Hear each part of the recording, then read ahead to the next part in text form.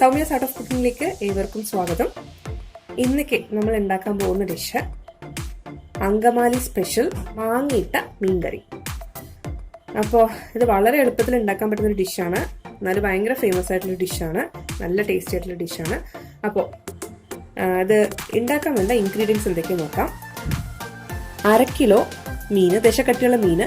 ശരിക്കും പറഞ്ഞിട്ടുണ്ടെങ്കിൽ അങ്കമാലി മീൻകറിയിൽ ഈ വരാല എന്ന് പറഞ്ഞിട്ടൊരു മീനുണ്ട്. അപ്പോൾ അതാണ് നോർമലി യൂസ് ചെയ്യുക. അത് ഈ പെരിയാറിലും ചാലക്കുടി പുഴയിലൊക്കെ ഉണ്ടാവുന്ന ഒരു മീനാണ്. അല്ലെങ്കിൽ എനിക്കൊന്ന് വലിയ പുഴകളിൽ നിന്നൊക്കെ കിട്ടുന്ന ഒന്നും. അപ്പോൾ നോർമലി അങ്കമാലിക്കാർക്ക് കിട്ടുന്നത് ഈ പുഴകളിൽ നിന്നാണ്. അപ്പോൾ അവിടെ ഭയങ്കര ഫേമസ് ആണ് ഈ വരാലിട്ട മീൻകറി. നമുക്ക് വരാലിപ്പോൾ കിട്ടാൻ വഴിയില്ല, അതുകൊണ്ട് ദശക്കട്ടിയുള്ള മീൻ ഏതാന്ന് വെച്ചാൽ അതെടുക്കാം. പിന്നെ മാങ്ങ ഞാൻ 2 മൂവാണ്ടം മാങ്ങ എടുത്തിട്ടുണ്ട്. ഒരുപാട് തിന്നായി മുറിക്കരുത്, ഏകദേശം ഇത്തിരി കട്ടിയിൽ മുറിച്ച് വയ്ക്കാം. പിന്നെ 2 മീഡിയം സൈസ് സവോള, 4 പച്ചമുളക് നീളത്തിൽ മുറിച്ചത്, 1 കഷ്ണം ഇഞ്ചി നീളത്തിൽ ചെറുതായിട്ട് തിന്നായിട്ട് മുറിച്ചത്, പിന്നെ കറിവേപ്പിൻ്റെ ഇല, വിനീഗർ, മഞ്ഞൾപ്പൊടി ഏകദേശം 3/4 സ്പൂൺ, 1 സ്പൂൺ മുളക് പൊടി, 1.5 സ്പൂൺ മല്ലിപ്പൊടി, ആവശ്യത്തിന് ഉപ്പ്.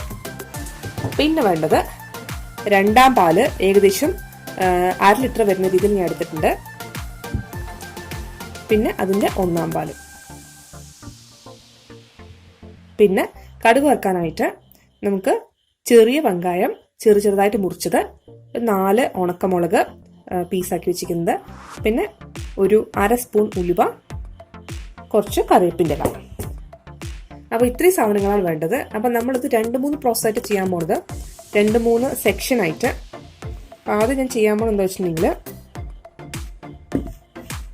മീനിലേക്ക് ഞാൻ ഏകദേശം 1/2 സ്പൂൺ വരുന്ന രീതിയിൽ വിനീഗർ ഒഴിച്ചു കൊടുത്തു. കുറച്ച് മഞ്ഞൾപ്പൊടി ഇട്ടാൽ മതി, കുറച്ച് മുളക് പൊടി, നമ്മൾ എടുത്തു വെച്ചിരിക്കുന്നതിന് കുറച്ച് മുളക് പൊടി ഇട്ടിട്ട് നന്നായിട്ട് മാരിനേറ്റ് ചെയ്യും. ഈ മീനിലേക്ക് നമ്മളിപ്പോൾ ഈ പൊടിയൊക്കെ ഇട്ടില്ലേ, ഇതൊന്ന് നന്നായിട്ടൊന്ന് എല്ലാത്തിലേക്കും ആവുന്ന രീതിയിലൊന്ന് തിരിഞ്ഞ് വെക്കുക. അതിൽ വേണമെങ്കിൽ കുറച്ച് എണ്ണയും കൂടെ ഒഴിച്ചു കൊടുക്കുക.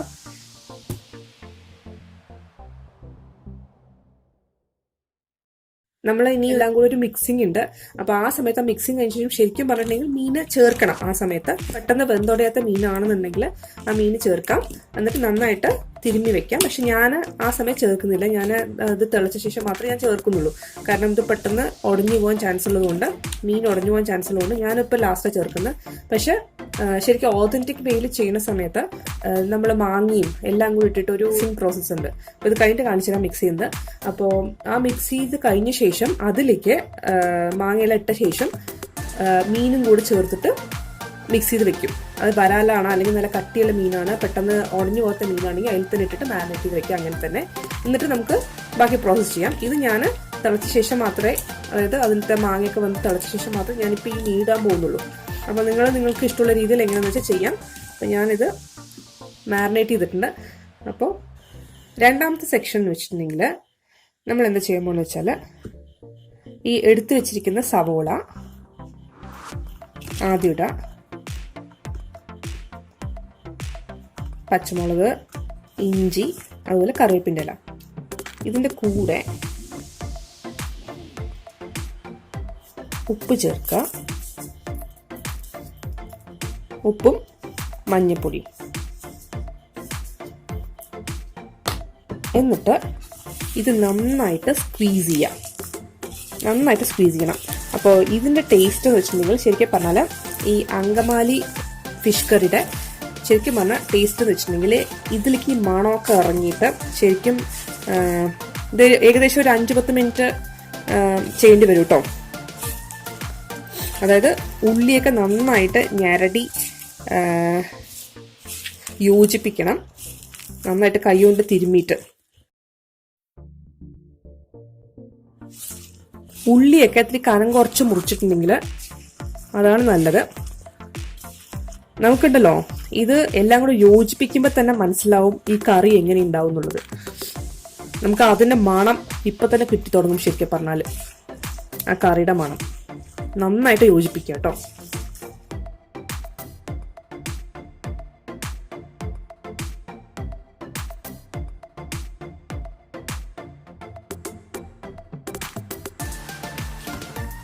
ഇതുണ്ടോ, ഇതിലേക്ക് ശരിക്കും പറഞ്ഞിട്ടുണ്ടെങ്കിൽ ആ വെള്ളമൊക്കെ നന്നിട്ട് ഇറങ്ങി വന്നു കഴിഞ്ഞു. ഇതുണ്ടോ, വെള്ളം കണ്ടോ?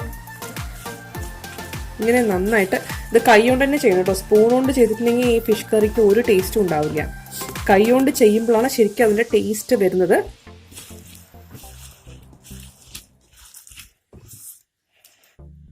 ശരിക്കും പറഞ്ഞാൽ ഈ മീൻ കറിക്ക് ചുവന്ന നിറമല്ല, ഒരു മഞ്ഞ നിറമാണ് ഉണ്ടാവുക.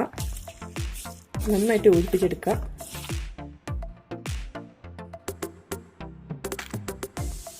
എന്നിട്ട് ഇതിലേക്ക് നമ്മൾ എടുത്തു വെച്ചിരിക്കുന്ന മുളക് പൊടിയും മല്ലിപ്പൊടിയും കൂടി ചേർക്കാം.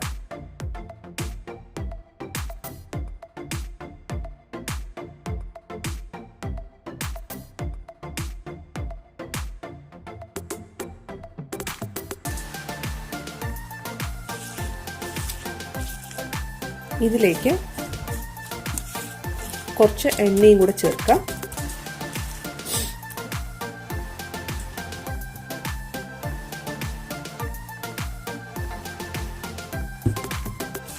കുറച്ച് എണ്ണ ചേർക്കാം.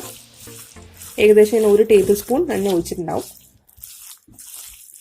ഞാൻ ഏകദേശം 5 മിനിറ്റ് ആയിട്ടോ ഈ കൈ കൊണ്ട് നന്നായിട്ട് തിരുമ്മി യോജിപ്പിക്കുന്നു.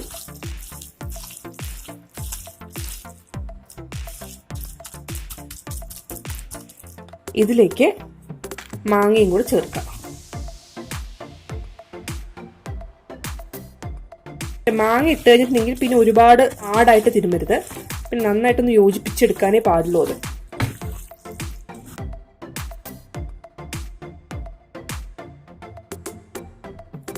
ഇതിലേക്ക് ബാക്കിയുള്ള വിനീഗർ ഉണ്ടല്ലോ അതും കൂടെ ചേർക്കാം.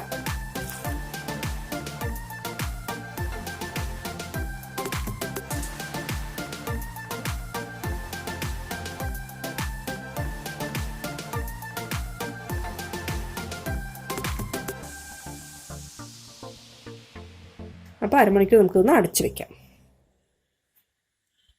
ഞാനിപ്പോൾ ഇത് മാരിനേറ്റ് ചെയ്ത് വെച്ചിട്ട് അരമണിക്കൂർ കഴിഞ്ഞു.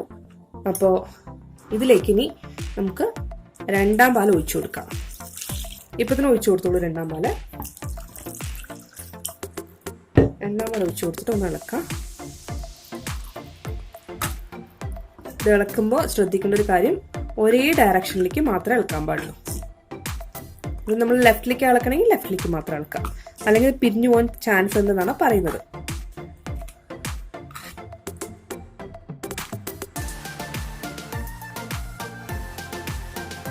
ഒരേ ഡയറക്ഷനിലേക്കാണ് ഇപ്പോൾ ഇളക്കുന്നത്. ഇനി നമുക്ക് കുക്കിംഗ് പ്രോസസ്സിലേക്ക് കിടക്കാം. നമ്മൾ മിക്സ് ചെയ്ത് എല്ലാം കൂടിയിട്ട് നമുക്ക് വേവാൻ വെച്ചിട്ടുണ്ട്. അപ്പോൾ ഇതൊരു ഏകദേശം 5 മിനിറ്റ് വേണ്ടി വരും. അത് കുറച്ചൊന്ന് ഇതിൻ്റെ വെള്ളത്തിൻ്റെ അളവൊന്ന് കുറയണം. എന്നിട്ട് നമുക്ക് ബാക്കിയുള്ള ഇൻഗ്രീഡിയൻസ് ചേർക്കാം. ഇത് ശരിക്കും പറഞ്ഞാൽ അങ്കമാലിക്കാരുടെ ഒരു സ്പെഷ്യൽ ഡിഷ് തന്നെയാണ്. ഇത് അവർ കല്യാണ തലേന്നൊക്കെ ഉണ്ടാക്കുന്ന ഒരു ഡിഷാണ്. എന്നിട്ടൊന്ന് തിളച്ച് വരട്ടെ. അപ്പൊ ഞാൻ പറഞ്ഞില്ലേ, ഇതിപ്പോ ഏകദേശം 10 മിനിറ്റ് ഞാനിത് വെച്ചിട്ട് ഏകദേശം 10 മിനിറ്റ് കഴിഞ്ഞു. അപ്പൊ ചാറൊക്കെ ഒന്ന് കുറുകിയിട്ടുണ്ട്. അപ്പൊ ഈ ഒരു സ്റ്റേജില് നമുക്ക് മീൻ ഇട്ട് കൊടുക്കാം.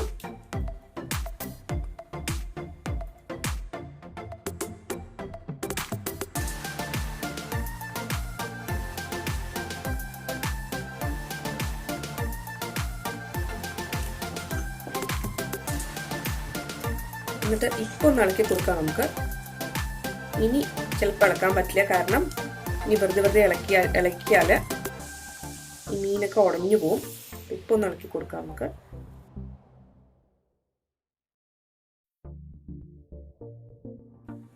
നമുക്കൊരു 5 മിനിറ്റും കൂടെ നന്നായിട്ടൊന്ന് വേവിക്കാം. മീനൊക്കെ ഒന്ന് നന്നായിട്ട് വെന്ത് വരണമല്ലോ. അപ്പോൾ വെന്ത് വരട്ടെ, നമുക്ക് വെയിറ്റ് ചെയ്യാം. മീൻ ഇട്ട് കഴിഞ്ഞാൽ പിന്നെ വെറുതെ ഇളക്കരുത്. എടുത്ത് ചുറ്റിച്ചു കൊടുക്കാനേ പാടുള്ളൂ, അല്ലെങ്കിൽ ഇങ്ങനെ മുകളോടെ ഇങ്ങനെ ഒന്ന് ഇളക്കി കൊടുക്കാൻ മാത്രമേ പാടുള്ളൂ. ഈ ഒരു സ്റ്റേജിൽ ഉപ്പ് മതി എന്നൊക്കെ നോക്കാം. ഞാനിപ്പോൾ ഉപ്പ് നോക്കി, എനിക്ക് ഉപ്പ് കറക്റ്റാണ്. ഉപ്പ് മാത്രമല്ല പുളിപ്പും നോക്കാം. പുളിപ്പ് പോരാൻ നിങ്ങൾക്ക് തോന്നുകയാണെന്നുണ്ടെങ്കിൽ ഈ ഒരു സ്റ്റേജിൽ വിനീഗർ ഒഴിച്ചു കൊടുക്കുക. ഇത് കഴിഞ്ഞ് പിന്നെ ഒഴിച്ചു കൊടുക്കരുത്. 1-ാം പാൽ ഒഴിച്ചു കൊടുത്ത ശേഷം പിന്നെ വിനീഗർ ഒഴിച്ചിട്ടുണ്ടെങ്കിൽ 1-ാം പാൽ പിരിയും. അപ്പോൾ ഒഴിച്ചു കൊടുക്കണമെങ്കിൽ ഈ ഒരു സ്റ്റേജിൽ വേണം ഒഴിച്ചു കൊടുക്കാൻ. ഇനി ഇതിലേക്ക് 1-ാം പാൽ ഒഴിക്കുക. 1-ാം പാൽ ഒഴിച്ചു കഴിഞ്ഞിട്ടുണ്ടെങ്കിൽ പിന്നെ കുറേ നേരം തിളപ്പിക്കാൻ പാടില്ല. ജസ്റ്റ് മോളോടെ ഇങ്ങനെ ഒന്ന് ആക്കിയിട്ട് ആക്കിയാൽ മതി. എന്നിട്ട് തീ ഓഫ് ചെയ്യാം. ഇനിയിപ്പോൾ അടുത്ത പ്രോസസ്സ് എന്താണെന്ന് വെച്ചിട്ടുണ്ടെങ്കിൽ, ഇതിപ്പോൾ ഓൾറെഡി ചട്ടിയിൽ ഉണ്ടാക്കണം. അപ്പോൾ ഇതിൽ ഇരുന്നിട്ടൊന്ന് കൊടുക്കും. അപ്പോൾ നമുക്ക് ചട്ടി മാറ്റിയിട്ട് കടുക് വറുക്കാൻ തുടങ്ങാം. ഞാനിത് ഓൾറെഡി തീയൊക്കെ ഓഫ് ചെയ്തു. എന്നിട്ട് തിളയ്ക്കുന്നത് കണ്ടോ. അപ്പോൾ ഇതൊന്ന് ഞാൻ മാറ്റി വെക്കട്ടെ. ഞാനിപ്പോൾ ഒരു പാൻ വെച്ചിട്ടുണ്ട്. അതിലേക്ക് കുറച്ച് എണ്ണ ഒഴിച്ചു കൊടുക്കാം. എണ്ണ നന്നായി ചൂടായിട്ടുണ്ട്. അതിലേക്ക് എടുത്തു വെച്ചിരിക്കുന്ന വെന്തയം അത് ചേർത്ത് കൊടുക്കാം. ഇത് ഏകദേശം 1/2 സ്പൂൺ വെന്തയം എടുത്ത് വെച്ചിട്ടുണ്ട്. അത് ചേർത്ത് കൊടുക്കാം. ഇത് വേഗം കരിയും. അപ്പൊ അതിന്റെ കൂടെ തന്നെ ചെറിയ ഉള്ളി എടുത്ത് വെച്ചിരിക്കുന്നത്, കറിവേപ്പിൻ്റെ ഇലയും അതുപോലെ തന്നെ ഉണക്കമുളകും ഇതെല്ലാം ഇട്ട് കൊടുക്കാം. എന്നിട്ട് ഇത് നന്നായിട്ട് ഫ്രൈ ആയിട്ട് വരണം. ശരിക്കും പറഞ്ഞാൽ ഈ കറിയുടെ ടേസ്റ്റ് ആദ്യത്തെ നമ്മളെ മിക്സിങ്ങും പിന്നെ ഈ വറുത്ത് കൊട്ടുന്ന കടുക് വറുത്ത് കൊട്ടുന്നില്ലേ, കടുകല്ല വറുക്കുന്ന വെന്തയം ഇട്ടിട്ടാണ് വറുക്കുന്നത്, എന്നാലും ഈ വറുത്ത് കൊട്ടുന്നില്ലേ അതിന്റെ ടേസ്റ്റുമാണ്, അത് ഇതിന്റെ മണമാണ് മുങ്ങി നിൽക്കുക. ശരിക്കും പറഞ്ഞാൽ യെല്ലോ കളറിലിരിക്കണം. നന്നായിട്ട് വഴണ്ട് വരണം, നന്നായിട്ട് ഫ്രൈ ആവണം. ഫ്രൈ ആയി വരുന്നേ ഉള്ളൂ. ഇതുകൊണ്ടോ ഇപ്പൊ ട്രാൻസ്പെറന്റ് ആയതിപ്പോ ഇത് ശരിക്കും ഒരു ബ്രൗൺ നിറത്തിലത് ഗോൾഡൻ ബ്രൗൺ നിറത്തിലായി വരും. കരിയരുത്, പക്ഷെ മൂത്ത് വരാൻ തുടങ്ങിയിട്ടുണ്ട്. നന്നായിട്ട് ഫ്രൈ ആയിട്ട് വരണം. നിങ്ങൾക്ക് വേണമെന്നുണ്ടെങ്കിൽ ഈ സ്റ്റേജിൽ കുറച്ച് മുളക് പൊടി ചേർത്ത് കൊടുക്കാം. എരിവ് പോരാ തോന്നുകയാണെന്നുണ്ടെങ്കിൽ ഒരു 1/2 സ്പൂൺ മുളക് പൊടി, അല്ലെങ്കിൽ കളറിന് വേണ്ടിയിട്ട്. പക്ഷെ ഒരിക്കലും കാശ്മീരി മുളക് പൊടി ഇതിന് ചേർക്കരുത്, കാരണം ശരിക്കും നമുക്ക് യെല്ലോ കളറിലായിരിക്കണം ഈ കറി. ഏകദേശം ഫ്രൈ ആയിട്ട് വന്ന് തുടങ്ങിയിട്ടുണ്ട്. ലേശം കൂടെ ആയാൽ നമുക്കിത് കറിയിലേക്ക് ചേർക്കാം. ഇത് കണ്ടോ, ഇപ്പൊ നന്നായിട്ട് ഗോൾഡൻ ബ്രൗൺ കളറായിട്ട് വന്നിട്ടുണ്ട്. നമുക്കിത് നമ്മുടെ കറിയിലേക്ക് ചേർത്ത് കൊടുക്കാം.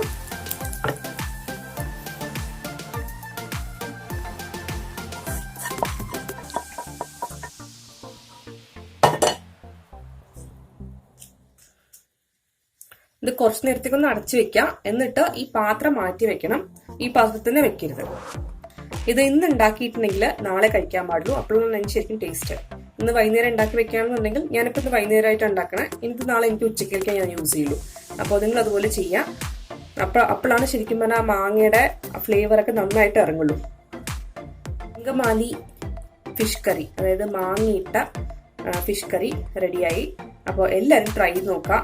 ഇഷ്ടപ്പെടുകയാണെങ്കിൽ ഫ്രണ്ട്സും ഫാമിലിയും ഒക്കെ ആയിട്ട് ഷെയർ ചെയ്യുക, സബ്സ്ക്രൈബ് ചെയ്യുക, അതുപോലെ തൊട്ടടുത്തുള്ള ബെല്ലൈക്കൺ പ്രസ് ചെയ്യുക. അപ്പോൾ നിങ്ങൾക്ക് എല്ലാവർക്കും ഈ റെസിപ്പി ഇഷ്ടപ്പെട്ടു എന്ന് കരുതുന്നു. നാളെ നമുക്ക് വേറൊരു റെസിപ്പി ആയിട്ട് കാണാം. അതുവരെ ബൈ ബൈ, ടേക്ക് കെയർ.